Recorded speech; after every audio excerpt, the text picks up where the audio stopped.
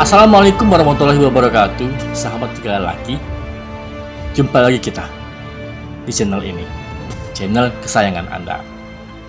Kali ini, tiga lelaki akan membahas daerah di sudut kota Palembang yang kini menjadi penyangga utama kota modern di Sumatera Selatan, yaitu daerah Kertapati.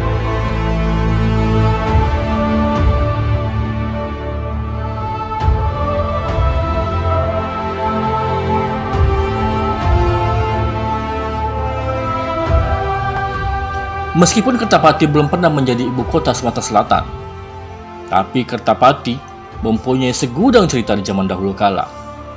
Selain memiliki situs bersejarah, yaitu makam Haji Abdul Hamid atau Kiai Marogan, yang berjaya di tahun 1890 Masehi, yang menyebarkan Islam dari Palembang, Batu Raja, hingga Keliwang, Lampung Barat.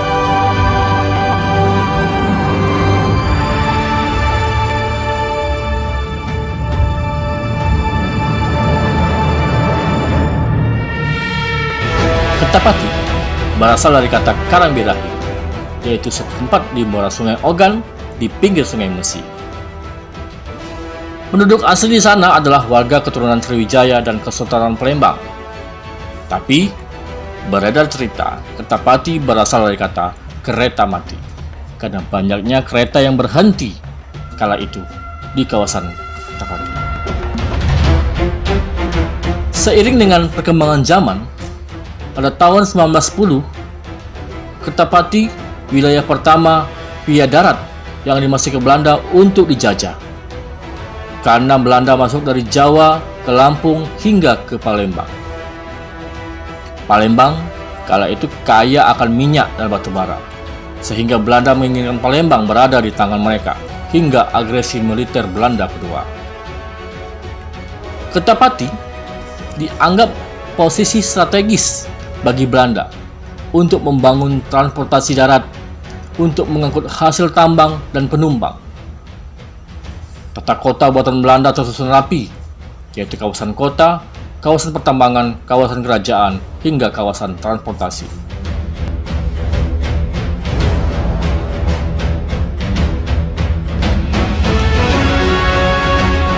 Untuk mempermudah transportasi darat, Belanda membuat jalur kereta api pada tahun 1914 yang menghubungkan Tabung Muli, Tanjung Enim, Kertapati, yaitu sebuah daerah kawasan yang kaya akan hasil tambang.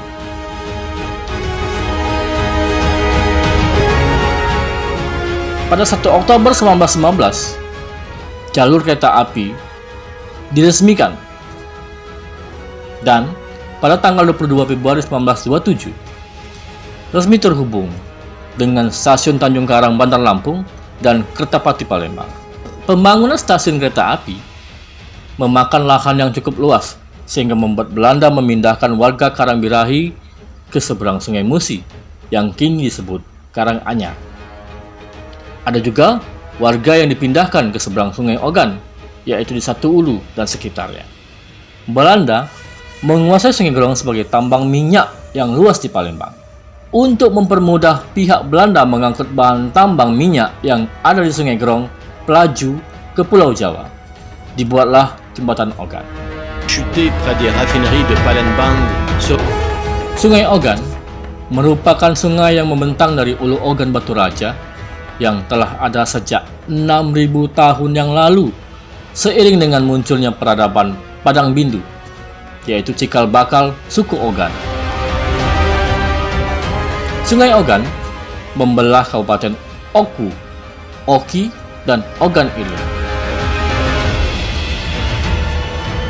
Untuk mempermudah Belanda menyisir Palembang tahun 1939, dibangunlah jembatan Ogan yang merupakan jembatan tertua di Palembang, yang diberi nama Ratu Wilhelmina, Ratu Kerajaan Belanda kala itu.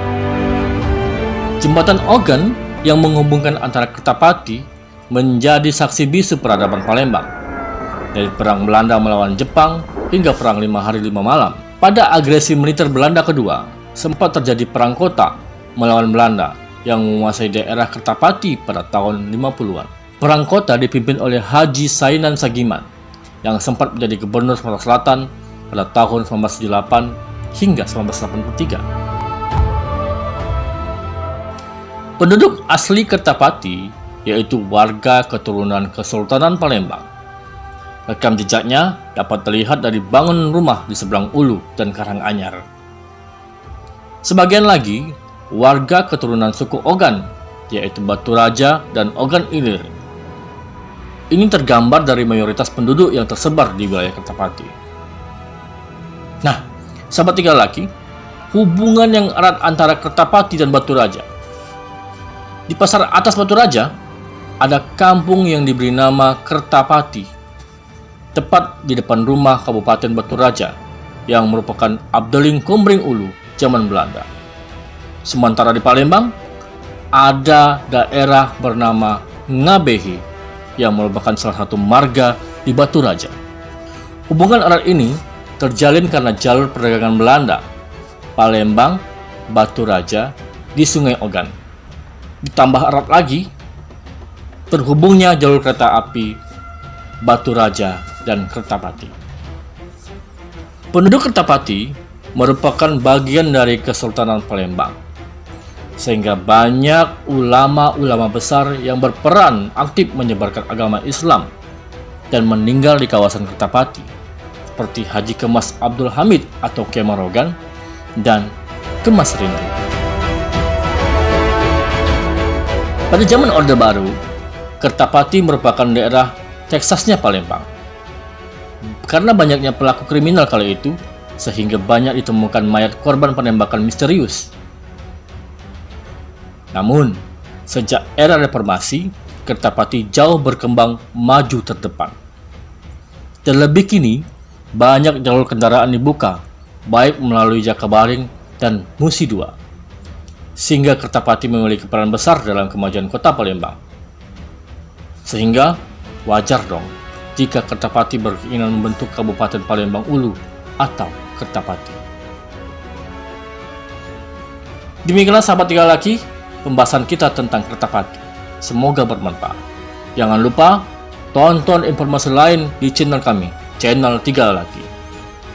Jangan lupa subscribe dan like serta komen di channel kami. Wassalamualaikum warahmatullahi wabarakatuh.